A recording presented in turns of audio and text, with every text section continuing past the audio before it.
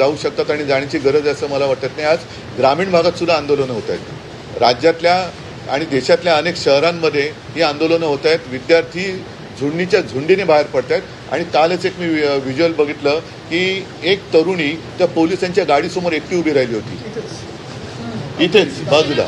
ही ही ही तरुणांची ताकद आहे. या ताकदीला झुरळ समजलं जातं. त्या झुरळांच्या ताकदीला आता हे घाबरलेले आहेत.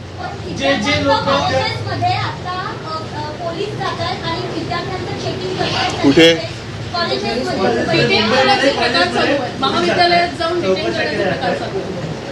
काय कसले चेकिंग करतात?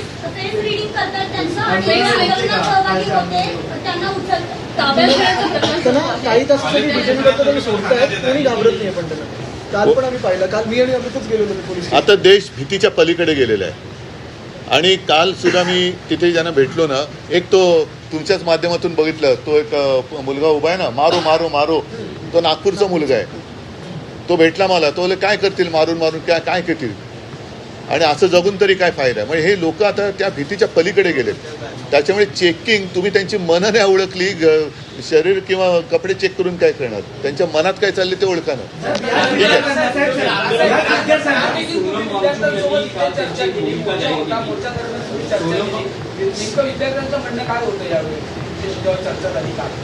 आलं काय तुमच्यापर्यंत?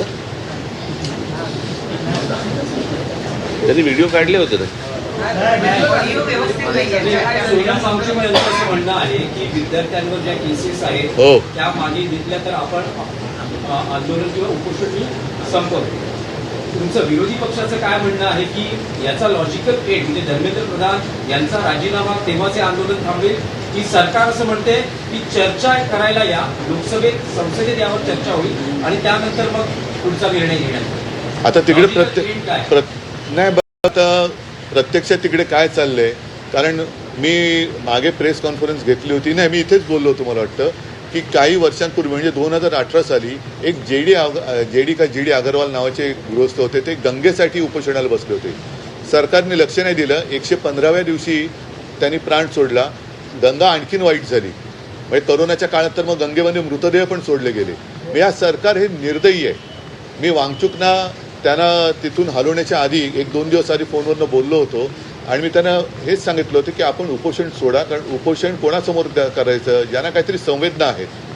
या सरकारला संवेदना नाही आहे. त्याच्यामुळे त्यांना असं वाटतं की अशी लोक गेलेली बरी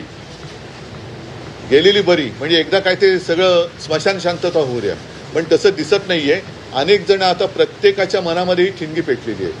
त्याच्यात तुमचा जो विषय आहे की धर्मेंद्र प्रधान, शेवटी मग जबाबदारी कोणाची आहे? जे जबाबदार आहेत त्यांना सोडणार नाही. मग धर्मेंद्र प्रधान पहिले जबाबदार आहेत, त्यांना का सोडताय? आणि धर्मेंद्र प्रधान पण कोणी एकेकाळी पेपर फुटीच्या विरुद्ध रस्त्यावर उतरले होते असं म्हणतात, जे आता विद्यार्थ्यांचं नशीब फोडतायत. तुम्हाला काय वाटतं की चर्चेतून, सरकार म्हणते चर्चेला या, यातून मार्ग काढू, तुम्हाला असं वाटतं की चर्चेतून मार्ग हे सुरुवातीला करायला पाहिजे होतं ना. हीच गोष्ट उपोषणही झालं नसतं, लाठीचार्ज झाला नसता, मुलांनी मार नसता खाल्ला. काय झालंय आता, घराघरामध्ये हे सगळं पोहोचलेलं आहे आंदोलन. त्याच्यामुळे सरकार आता बॅकफूटवरती गेलंय आणि म्हणून आता ते सांगतात की आमच्याशी चर्चा करायला या म्हणून. कळलं का? ज्यावेळेला शिखांनी, ज्यावेळेला त्या शेतकऱ्यांनी, ज्यावेळेला पंजाबच्या शेतकऱ्यांनी, हरियाणाच्या शेतकऱ्यांनी ज्यावेळेला मोर्चा काढला होता, त्यावेळेला काय नाही रे बोलवलं? कारण तो प्रत्येक घरातला, देशातला नव्हता विषय. आत्ता त्यांना अंदाज आला या सगळ्या गोष्टींचा. त्यांच्याकडे पण यंत्रणा आहेच त्यांच्याकडे, की अंदाज आला की हे घराघरात पोहोचलंय आणि घराघरात पेटलंय. म्हणून आता बोलतात की आमच्याशी चर्चा करायला या. मणिपूरच्या प्रकरणात, त्या शिखांच्या प्रकरणामध्ये काही ट्विट केलं तर आढळलं का पंतप्रधानांनी? त्यांच्या लक्षात आलंय की हे आपल्या अंगलट आलेलं आहे आणि म्हणून ही आता सर्व सुरू आहे. आणि एकच आता नाही एक मिनिट, तुम्ही जे आता सांगितलं ना, की आता घरोघरी जाऊन चेकिंग, कॉलेजमध्ये जाऊन चेकिंग, तर मी सरकारला आणि पोलिसांना एक नम्र विनंती करेन की तुम्ही आणखीन आग भडकवू नका. ही मुलं शांत आहेत. त्यांच्याशी नीट चर्चा करा. ही शांतता भंग करण्याचं काम पोलिसांनी आणि सरकारने करू नये. मुख्यमंत्र्यांना आजही शंका आहे. ते म्हणतात की अँटी सोशल एलिमेंट, असामाजिक. आम्हाला पण शंका आहे की आता सरकारमध्ये असे कोण परकीय शक्ती सामील झाल्यात का की या मुलांना देशाच्या विद्यार्थ्यांना चिरडण्यासाठी? आणि मी तुम्हाला सांगतो 26 तारखेला जर असे कोणी घुसवण्याचे प्रयत्न केले ना, फटकावून काढणार. कळलं का? शांततेने मोर्चा असेल, शांततेने ह्या सगळ्या गोष्टी होतील, याच्यामध्ये कुठचीही हुल्लडबाजी नसेल, काहीच गोष्टी नसतील. पण उद्या जर समजा दिल्लीसारखं इथे काही करायचा प्रयत्न गुंड केला, घुसवले. इथे काही करायचा प्रयत्न केला, आमची लोक सोडणार नाहीत. सर हे सगळे उद्याचे मतदार आहेत, हे सगळे या सगळा आक्रोश जो आहे तुम्हाला वाटतं का ते मतपेटीतून दिसेल? कारण आधी आपण ते हा विषय मतपेटीचा नाहीये. पहिली गोष्ट तुम्ही लक्षात घ्या, आत्ता हा विषय मतपेटीचा नाहीये, हा विषय कुठच्या निवडणुकांचा नाहीये, हा विषय त्यांच्या न्यायाचा.